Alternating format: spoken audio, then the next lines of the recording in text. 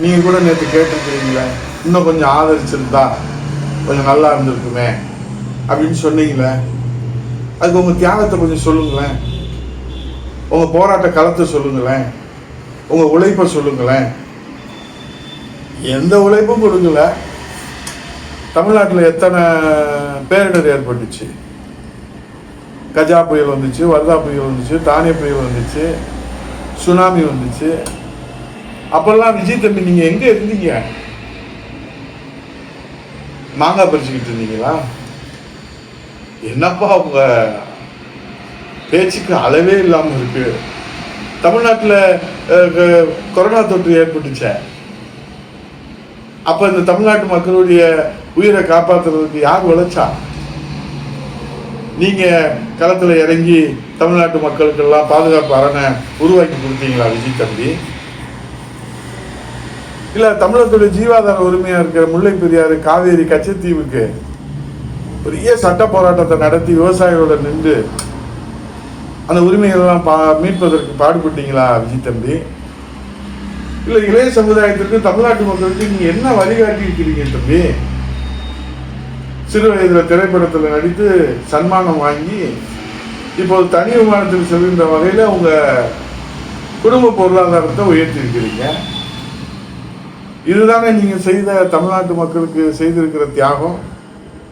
என்னப்பா இது உங்கள் ஆட்டம் தாங்க முடியலையே, திருச்சியில் பார்க்க முடியலையே, இது உலக அதிசயமாக இருக்குது. திருச்சியில் நன்றி அறிவிப்பு வந்தீங்க சரி, உங்களுக்கெல்லாம் மக்கள் வரவேற்பு கொடுத்தாங்க சரி. திருச்சி மக்களுக்கும் தமிழ்நாட்டு மக்களுக்கும் ஏதாவது உருப்படியாக ஏதாவது செய்தி சொன்னீங்களா விஜய் தம்பி? மேகதாட்டு அணை பிரச்சனை பற்றி ஏதாவது சொன்னீங்களா? பயிர்க்கட்டு தள்ளுபடி பிரச்சனையாக இருக்கு, தமிழகமே போராட்ட களமாக இருக்கு, அதை பற்றி ஏதாவது நீங்கள் தீர்வு சொன்னீங்களா? பெண்கள் பாதுகாப்பு கேள்விக்குறியாக இருக்க, சட்டம் ஒழுங்கு சீரழிந்திருக்கிற, போதைப்பொருள் நடமாட்டம் இருக்கிற, மின்சார தடை இருக்கிற, குடிநீர் பஞ்சம் இருக்கிற, இதையெல்லாம் 25 நாளில் சீர் செய்ய முடியும்னு நாங்கள் சொல்லலை. நிச்சயமாக விஜய் தம்பி சொல்கிறத போல 25 நாளில் ஒன்றும் முடியாது. ஆனால் இந்த பிரச்சனைகள்லாம் தமிழ்நாட்டில் இருக்குன்றதையாவது நீங்கள் தேர்தல் களத்தில் பேசுனீங்களே, அதுக்கெல்லாம் தீர்வு காணுவதற்கு நான் என்ன திட்டம் வச்சிருக்கிறேன், எனக்கு அதிகாரத்தை கொடுத்த மக்களுக்கு நான் என்ன பாதுகாப்பு கொடுத்துருக்கிறேன், என்ன செய்ய போகிறேன், அதையாவது சொல்ல வேண்டாமா? இன்னும் நடிகராகவே இருந்து தமிழ்நாட்டு மக்களிடத்தில் நடித்து கொண்டே இருந்தா தம்பி விஜய் நீங்கள் எப்போ முதல்வராக பொறுப்பேற்க போறீங்க?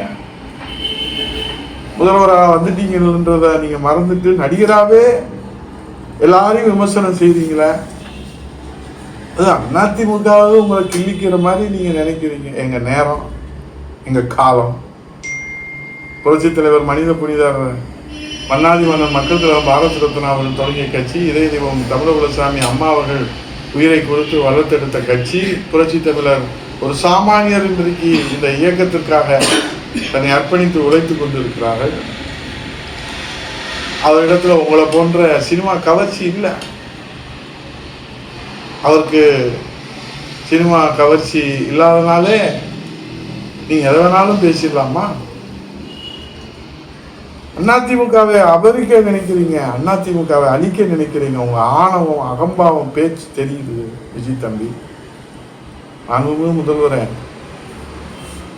அதிமுகவை இன்னும் ஏளனப்படுத்துங்க. மாண்புமிகு முதல்வர் விஜய் தம்பி இன்னும் அசிங்கப்படுத்துங்க, எங்களை கேவலப்படுத்துங்க, எங்களை உதாசீனப்படுத்துங்க,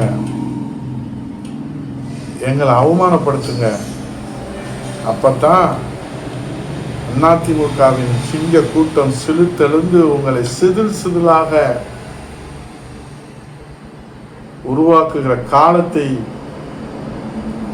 அண்ணா திராவிட முன்னேற்ற கழக விசுவாச தொண்டர்கள் உருவாக்குவார்கள். இன்னும் போதாது, இன்னும் எங்களை கேவலப்படுத்துங்க, அசிங்கப்படுத்துங்க. மற்றும் பலர் பேரை உச்சரிக்க மாட்டீங்க,